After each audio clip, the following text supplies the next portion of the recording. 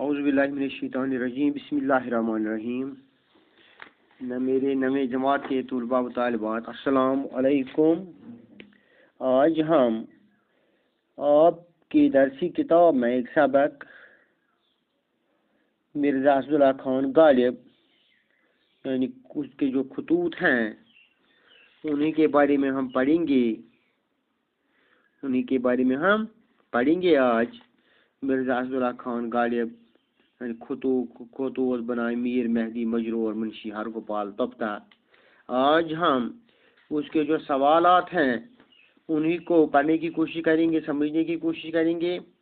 میں آپ کو یہ سوال سمجھاؤں گا، ان کا جواب بتا دوں گا، اور پھر آپ کے لیے واٹس ایپ پر بھی ان سوالات کا جو پرچہ آپ کے لیے ڈال دوں گا تاکہ آپ اپنی کاپی پر بھی نقل کر سکتے ہیں.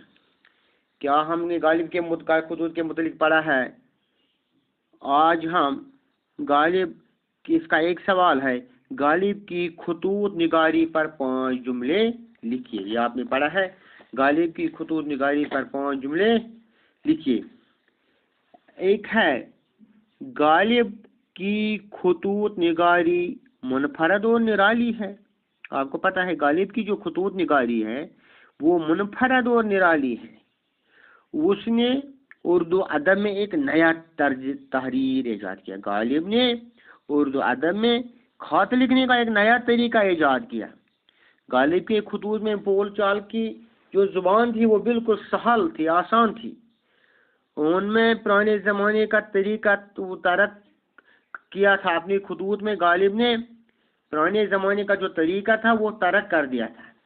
غالب کے خط پڑھ کر ایسا لگتا ہے، غالب کے جب خطوط پڑھتے ہیں ہمیں ایسا لگتا ہے کہ ہم نے غالب کو جیسا دیکھ لیا ہے، وہ ہمارے ساتھ خود بخود بات کر رہا ہے. آپ اس کے 5 جملے آپ اس طرح یاد رکھو گے. آپ مرزا غالب کے خطوط کی زبان عام، فام اور شیرین ہے. یوم تسوزن چٹھن زبان ساد عام فام بیس میٹ. مرزا غالب نے اپنے خطوط میں ادب کا پرانا طریقہ استعمال نہیں کیا. ام کو پنن چٹھن من پرون سہ طریق استعمال کیے. پرون طریق انہوں نے چٹھن پنن من. بے کیا نا مرزا غالب نے مراسلے کو مکالمہ بنا دیا. یہ آپ نے پڑھا ہے. اتیم بنو پنن چٹھن چیٹ یہ بنو تم آئے زن ہو ام سات دوستس پنس سی کت آسان کران مکالمہ سپدان ہو اک ست کت بات. چوتھا ہے ان کے خطوط میں ظرافت اور شوخی پائی جاتی ہے. یہ ہے چوتھا. اس کا پہلا آپ نے کیا پڑھا؟ مرزا غالب کے خطوط کی زبان عام، فام اور شیرین ہے. دوسرا ہے مرزا غالب نے اپنے خطوط میں ادب کا پرانا طریقہ استعمال نہیں کیا ہے. تیسرا ہے مرزا غالب نے مراسلے کو مکالمہ بنا دیا. چوتھا ہے ان کے خطوط میں ظرافت اور شوخی پائی جاتی ہے. اور پنجواں ہے مرزا غالب کے خطوط پڑھ کر اس زمانے کے معاشی اور معاشرتی حالات کا پتہ چلتا ہے.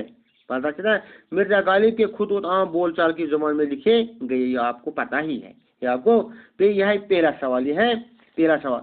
اور دوسرا سوال کیا ہے؟ دوسرا سوال ہے آپ کو پتہ، اپنے دوست کو خط لکھے جس میں خط نہ لکھنے کی شکایت کی گئی ہو.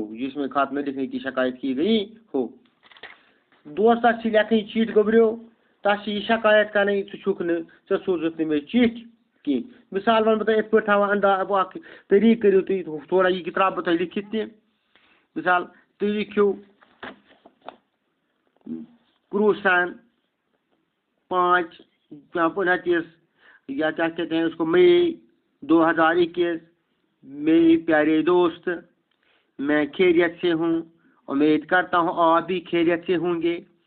دوست، کیا بات ہے کہ 2 مہینے سے آپ نے میرے کسی خط کا جواب نہیں دیا. اس بات سے میں بہت پریشان ہوں. کوئی ناراضگی ہے یا کوئی اور بات؟ مہربانی کر کے جلدی خط کا جواب لکھ کر میری پریشانی کو دور کیجیے، ورنہ میں سمجھوں گا میں اس قابل نہیں ہوں. آپ مجھے خط لکھیں. تمہارا آپ کا دوست فلانی ABC. اپنا نام لکھو گے. آپ اپنا نام لکھو گے. بیاکھ سوال گبریو ات من ام سن غالب سن. غالب نے رامپور کی تعریف میں کیا لکھا ہے؟